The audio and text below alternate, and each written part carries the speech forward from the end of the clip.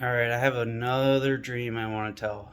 So, um, and it's kind of connected with all the other dreams I've had, and I'll try to put a link for those two other videos I did with the dreams. And if you're like me, when it comes to dreams, I usually think of that Jeremiah 23 about the false dreams and stuff. So I make sure when I tell my dreams, and I even waited to tell them because I wanted to make sure that I could make a proper connection with it, and I actually am able to because it reveals stuff in the Bible to me from the dreams. So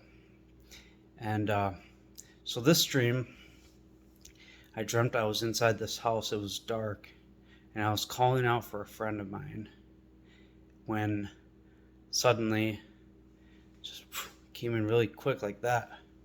This bright like neon green kind of sparkling color flashing, and it just came at me like a spear, and it hit me, and I dropped down, and I was just like on my side, like it was like my head was on the floor, and my whole head just started going numb, and then my eyes started to shut, and I couldn't move my body, and I woke up, but it went completely black before that. But when I woke up, I was in my bed, and I was like, whoa.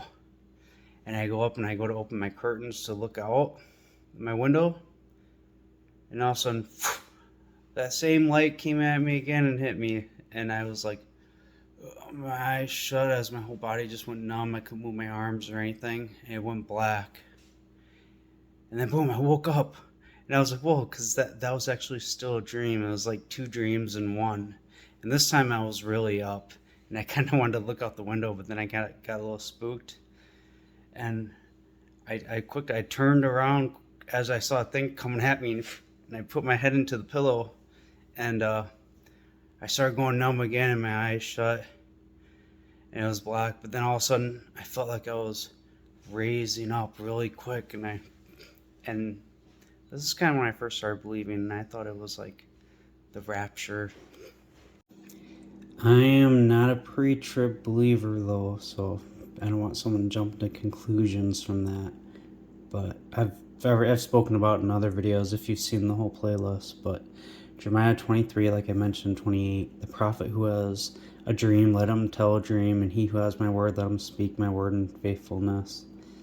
But then you kind of get down, you read through this 28 through I think 33. But in verse 31, see now I am against the prophets, declares Yahweh, who use their tongues and say he has spoken. See now I am against those who prophesy false dreams. And so, yeah, I mean, there's definitely people with false dreams. That's why I didn't rush to tell these dreams, and it wasn't until I made connections in the Bible that I wanted to tell them. Job 33:14, for all speaks once, yes, twice. Man does not perceive it. In a dream, in a vision of the night, when deep sleep falls over men and slumberings on the bed, then he opens the ears of mortal men and seals their instruction, so that he can draw man away from his own purpose and pardon the pride of man. And so, yeah. Now, a pattern you're going to notice from the dream I just told you, maybe you already made the connection if you saw my other videos where I spoke about the dreams and the visions. It's coming in threes. So you see how that little spear thing, it came at me 3 times, and then the other one where I was raised up 3 times, where I was in that bush, and then there's that one where the birds kept multiplying, and I was raised up 3 times as it said, Joseph, Joseph, Joseph. So all these dreams I've had a connection with the Messiah coming through the house of Joseph. We got Manasseh and Ephraim, and I'm going to show you what I've found in the scriptures relating to this dream I just told you. This takes us to Habakkuk 3. Hopefully I can say this word right, but a prayer of the prophet Habakkuk on Shigionoth. Yahweh, I have heard your report. I was afraid. Yahweh, renew your work in the midst of your years. In the midst of your years, make yourselves known. Remember, I think it's in Isaiah, somewhere around chapter 30, but it talks about Yahweh, your work, your strange work. It might be chapter 28. But anyways, in anger, remember compassion. Eloha comes from Teman and HaKodesh from Mount Puron, the Holy One. Selah. His majesty covers the skies and his praise fills the earth. Now think that Yahweh comes in the clouds and all that. And his brightness is like the light rays flashing from his hand are his, and where there is concealment of his strength, where you'll see the concealment of his power. So if you've watched previous videos, there's plenty of prophets like Paul, they put Habakkuk in the future. And this same book tells you that, Yahweh is in his temple, and chapter 2 verses 20, but Yahweh is in his appointed temple. Let all the earth hush and keep silence before him. Because it talks about them saying, woe to you who say to wood, awake, and to dumb stone, arise, give us teaching. Look at his weight of gold and silver, and there is no breath in it. You can probably take that to those Mark of the Beast videos I've talked about with that light coming, that, not the light, but that like that hologram coming down, that fire coming down. How it's gonna be, there's twins. So, that fake resurrection. There's that fake one, that carved image, the engraved one, the molten image, and a teacher of lies. So, who make his work trust in it to make dumb idols. But Yahweh and his appointed. So, anyways, you're not going to see power come from him like you did with Jesus, how he was healing and stuff. There's concealment in this one.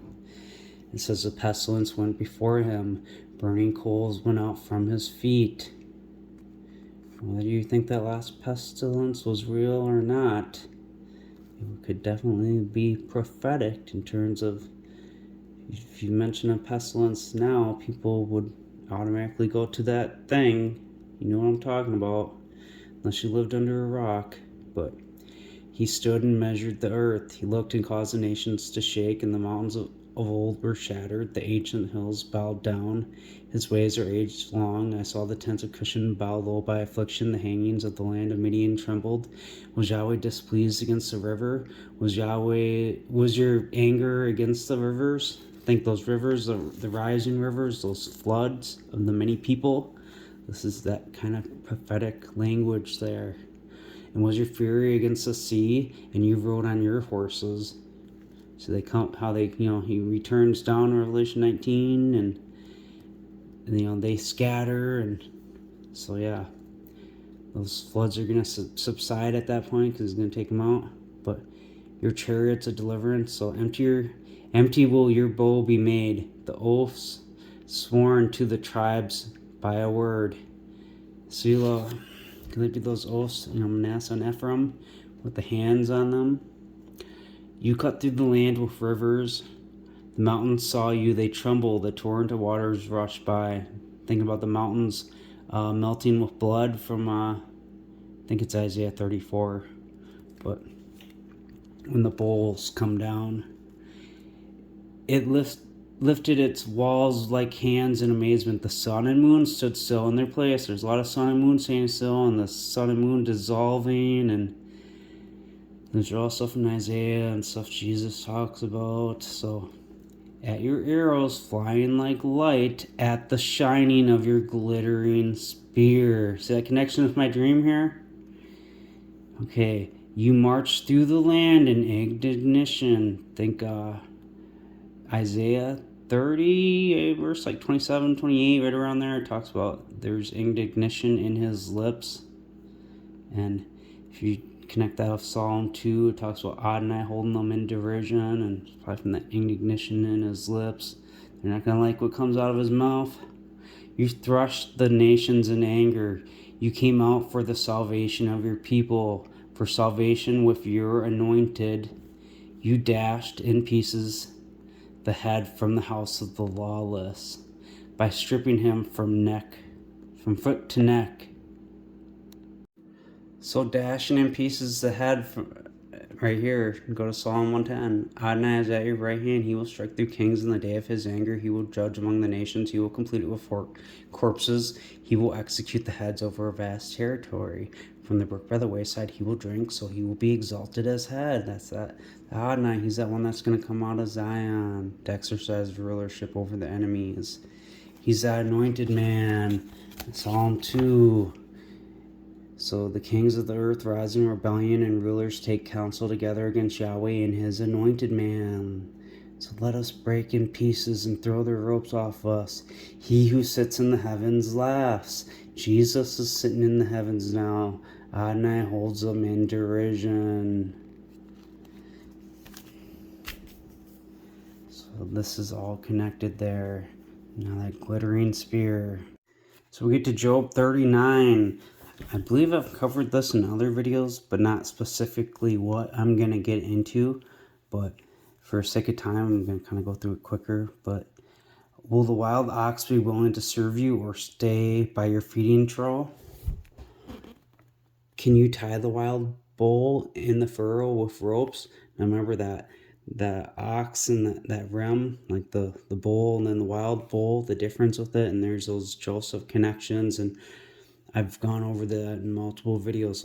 You'd make these connections. If you keep all the videos I've spoken about in remembrance, this will come to you easy. So, will he plow the valleys after you? Will you put trust in him because his strength is immense? Or will you leave your labor to him? Will you have faith in him that he will bring home your seed or gather it into your barn?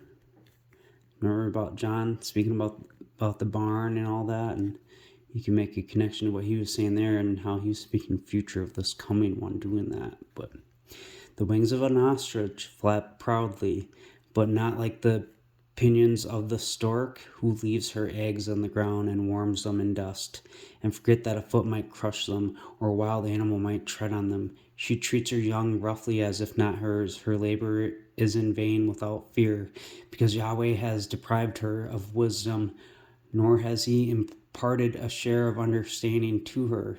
See, he opens your mind to understand this stuff too. There's a verse in Luke that speaks about that, how it says he opened their mind for them to understand the scriptures. So hopefully some of you watching this have your mind open to understand. But when she lifts herself on high, she scorns the horse and its rider.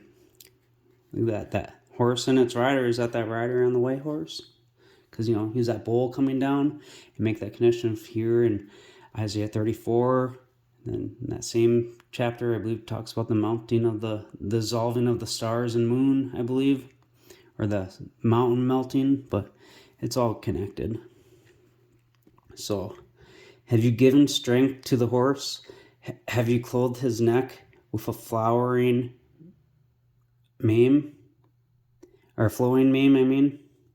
Can you make him spring like a grasshopper? The majesty of his snorting is awesome. He paws in the valley and rejoices in his strength. He charges out to confront the armed men. And this kind of goes, like I said, with that oxen and the wild oxen, because how that Deuteronomy 33 prophecy, how he's like a firstborn oxen, and that's a yoked animal, and then he gets a transformation to a wild oxen that's just a lot more powerful of an animal. You see how he's coming out charging here now. So he mocks at fear and is not afraid, nor does he turn back from the sword. The quiver rattles against him, the glittering spear and the lance. See that glittering spear? There you go with that again. There's that connection with it. And it goes with that bull, and it's just more Joseph connection. And yeah, I mean, Habakkuk's completely about the coming one. So, and with clatter and clamor, he swallows the ground, nor does he come to halt at the sound of the ram's horn. I think that ram's horn from Daniel, and there's that one that's up higher, but he says among the ram's horn, aha, and he smells war far off, the thunder of captains and shouting. Does the hawk soar by your wisdom and stretch his wings to the south? Or at your voice does the eagle mount up and make its nest high? Now think that, Matthew 24. Where he says where the carcass is, that's where the eagle will be assembled. And like Jesus said in John 6, I believe, that Son of Man, let's eat his blood and drink his flesh. And he mentions, he'll raise him up at the last day. So, Jesus is going to raise up the Ephraim king. So at his voice, the eagle is going to be assembled, make its nest. He's going to fly up to heaven for that 60 days, and before he returns. So he lives and stays on the rock, and on the crag of the rock, and the stronghold. And from there he looks for prey. His eyes observe from afar. Isaiah 34, verse 2, for the indignation of Yahweh is over all the nations. See the indignation coming again. So he has delivered them to slaughter. So their stink will come up out of their carcasses, and the mountains will be melted with their blood, and all the hosts of heavens will be dissolved, and the heavens will be rolled together like a scroll, and all their hosts will fall as the leaves fall off the vine, and like the drooping from a fig tree, or the branch being tender losing its leaves, and all that. And so you hear about the sun and stars standing still, or moon, all that same type of language here. And so there's a sacrifice in Basra, so a terrible slaughter in the land of Edom, and the wild oxen will come down with them, and the bullock, and with the bulls, and their land will be drunk with blood. And so this is what that coming down, the bull, the wild bull, bringing the seed into the barn. So it says its streams will be turned into pitch, and its dust into brimstone, and its land will become a burning pitch. It's a lake of fire. And all these previous chapters are kind of all connected too. Here's what I talked about in chapter 30, verse 27. See now, the name of Yahweh comes from afar off. His anger is burning, and its burden is heavy. His lips are full of indignation. That's the Adonai holding them in derision. And the indignation spoken of in Habakkuk. And his tongue is like a devouring fire, and like an overflowing stream. His breath will reach up the neck to sift the nations with the sieve of vanity, and brittle in the jaws of the peoples, causing them to err. Okay, back in Job 39. So we finished verse 29. Let's get to verse 30. So, and as young suck the blood, and where the prey lies, there she is. You see that? Where the prey lies, there she is. Kind of like where the carcass is, there the eagle will be assembled. And literally, that literally just came to me now too. I've never made that connection till this moment, because that eagle up, and the eagle mount up and make its nest. So the wings, pretty cool. So and then chapter 40, and Yahweh answered Job, and he said, who will contend with Shaddai, instruct him? He who gives correction to Eloha, let him answer. Then Job replied to Yahweh, and he said, indeed, I am vile. What can I answer you? I will lay my hand across my mouth once I have spoken, but I will make no answer. Yes, twice, but I will proceed no further. Kind of makes you think, Yahweh instructs man twice, speaks twice, whatever, like in Job 33. But then Yahweh replied to Job, out of the whirlwind, he said, now strengthen your loins like a man. I will question you, and you will answer me. Then you will nullify my judgment. Will you condemn me so that you might be justified? Do you have an arm like El? Or can you thunder with a voice like his? Deck yourself with majesty and grandeur now, and array yourself with splendor and beauty. Pour out the outbursts of your anger, and look at everyone who is proud, and bring him down. You see that? So if you know from the foundations from Genesis, like Genesis 49, talks about when speaking of Joseph, that his arm is made strong by El, and then him pouring out outbursts of his anger. He's speaking of that firstborn of his doing that, and that's that his lips being full of indignation. Because then if you've watched other videos, connections I made, where it talks about hating lawlessness and loving righteousness, I think that's Psalm 45. But sorry if I got that wrong, but I want to continue on with this. So, look on everyone proud, humble him, and trample down the lawless in their home. Bury them in the dust together, hide their faces in obscurity, and then I will admit to you that your own right hand can save you. Now look at the behemoth, who I made along with you. He eats grass like an ox. There we go. With this Joseph connection, the ox and the wild oxen, and so the bull's coming down, and there's ignition in there, and you read about bulls just before this in the previous chapter 39, and so his strength is in his loins and his power in the muscles of his belly. He swings his tail like a cedar. The sinews of his stones are tightly knit together. His bones are like tubes of bronze, and his ribs are like rods of iron. Now look, this is just kind of these aren't literal, but he's just telling this guy's going to be a warrior. He ranks first among the works of El. Boom, you can go back to it just goes back to the Genesis stuff, how I told you with the arm and stuff here. And you hear that same stuff spoken of in Joseph, from the shepherd, the stone of Israel. And if you read the chapter 48, the right hand and the left hand going on Manasseh and Ephraim. Ephraim is the firstborn, the first rank among the works of El. Only his maker can approach with a sword. Surely the mountains produce his food, where all the animals of the field play. Under the lotus tree he lies. In a covering of reed and marsh, the lotus tree covers him, shades him, and the willows of the brook encircle him. Look, a flood rages, but he does not run off. He originally does run off, though, when he's that regular ox, but when he comes back as that wild ox, and they scatter from that Jeremiah, which I've spoken about in other videos. First he runs, then they run from the swelling of the Jordan. He is confident, even though the Jordan River gushes into his mouth. And kind of like when you read in Revelation that the earth swallowing up the flood, but it's not literal, and he's not really eating them, but he's gonna, take them out with his army and himself. So, can anybody catch him with his eyes, or pierce through his nose with hooks?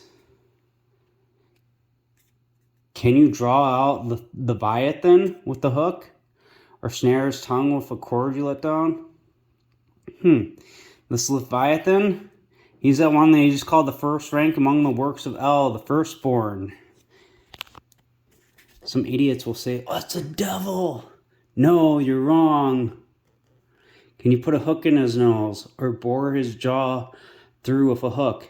Will you make many supplications to you? Will he speak gentle words to you? Will he cut a covenant with you? Will you take him for a perpetual slave? Only while he's the regular oxen. He's going to come back free when he's that wild oxen. Will you play with him as with a bird? Will you tie him up for your maidens? Will friends make a banquet for him? Yeah, the banquet of the Lord. The marriage supper of the Lamb. Will they divide him among the merchants? Can you fill his skin with barbed irons, or his head with fish spears? Lay your hand on him. Remember the struggle. Never do it again. So they're going to kill him, but you ain't going to be able to mess with him afterwards. You're going to be invincible. Indeed, the hope of it is vain. Would anyone not be overwhelmed by the sight of him? If I remember, maybe it is in this one, but there's one where it speaks about saying that you cannot overcome him. And obviously, like what Jesus says, that you can't take anyone from the Father's hand, whatever. So you can obviously, overcome with them. They ain't some devil that, you can't overcome. But anyways, nobody is so fierce as to dare stir him. Who then is able to stand against me? Who has gone before me so that I should pay him? Everything under the whole of the heavens is mine. And it's like Jesus said in John 16, how everything's his, and that when that Spirit of truth comes, All of his things that are his that he received from the Father, that Spirit of truth, he's going to get it too. So that firstborn one, it's going to be his too. So I will not keep silent about his limbs, nor discourse of his power, nor his graceful proportions. Who can uncover the surface of his skin, or who can approach him with a double row of teeth? People start thinking of some kind of monster. Dude, you got double row of teeth right now. Your top row and your bottom row. Who can force open the doors of his face? His teeth are fierce all the way around. Rows of shields are his pride, closed up together with a tight seal. One is so near to another that no air can come between them. They are joined to each other. They stick together so that they cannot be separated. His sneezing flash light, and his eyes are like the eyelids of the dawn. Out of his mouth go burning torches. Sparks of fire fly out. And it's like those flames of fire coming out of his mouth when it talks about the ignition in his lips, in that Isaiah 30 that we read earlier. Out of his nostril comes smoke, as if a pot boiling over burning rushes. His breath burns coals, and a flame goes out from his mouth. In his neck is the strength lodged before him dances despair. The layers of flesh cling together. They are firm in him, they cannot be moved. His heart is as hard as stone, as hard as a pierce of a lower millstone. From his risings, the mighty are in terror. Now they're going to be scared when he comes back. After the 1260 days, he's going to die though, for 3 days. From his crashings, they are beside himself. The sword that strikes at him does not hold firm, spear, dart, or colt of maul. He regards iron as straw, bronze as a rotten wood. Not a shot of a bow can make him flee. Sling stones are turned by him to stubble, into straws or reduced clubs. He laughs at the shaking of a javelin. His undersides are sharp-pointed spikes. He spreads pointed marks over mud. He makes the deep boil like a pot. The seas he makes like a pot of ointment. In his wake he leaves a shining path. You would think the deep white-haired, there is not his like on the land. One who was made without fear. He beholds all haughty things. Hair white as wool. But he is king over all the offspring of pride, which is that crown of pride on the drunkards of Ephraim, a flower fading. They're going to kill him. That's Isaiah 28. And it talks about like the early fig tree before summer. There's that fading flower. Got to make some corrections with Leviathan then, knowing this new truth. And now think Psalm 74, verse 11, pluck it out of your garment fold. Think the only son in the garment fold. But anyways, for Elohim is my king from of old, working a wonderful deliverance in the land. You yourself, by your power, divided the sea. You broke the heads of crocodiles in the water. Now you broke in pieces the heads, and this is where you'd see Leviathan, where it says of sea serpents. And you could probably be more correctly, you broke in pieces the heads with Leviathan. And then you gave them as food for the inhabitants of the wilderness. Because you broke the fountain in the flood. You dried up the mighty rivers. There's that flood, that overflowing flood. That language of giving them as food. Now check it out. Jeremiah 19, verse 6. That this place will no more be called Tophet, nor the valley of the son of Hinnom, but the valley of slaughter. And I will make void the counsel of Judah and Jerusalem in this place, and I will cause them to fall by the sword before their enemies. Israelites are their enemies, believe it or not. And by the hands of those who look for their lives. Israelites look for their lives. And their carcasses I will give to be food for the birds of the skies and for the animals of the land. So you see how you broke in pieces the heads with Leviathan? You gave them as food for the inhabitants of the wilderness. Now, and this also goes with that Psalm 110, how he'll execute the heads. And so Psalm 104:25, this sea, vast and wide on both sides, there are swarming things and without number, both small and large. There ships ply. That sea serpent, or Leviathan, you formed to play there, play in it, play there. Remember, he's going to rise up with eagle wings. He's going to fly. Is this a literal sea here? I mean, you do see ships. I mean, yeah, he'll be able to go out in the sea, but there's also a lot of language with sea in it being people. Now, Isaiah 27:1, I don't think any translation really gets this right, because when you understand that Leviathan, it's just another word for it's that firstborn, and so it would be more correctly like this. In that day, with his terrible and strong sword, Yahweh will punish with Leviathan, the fugitive serpent, with Leviathan, that twisted serpent.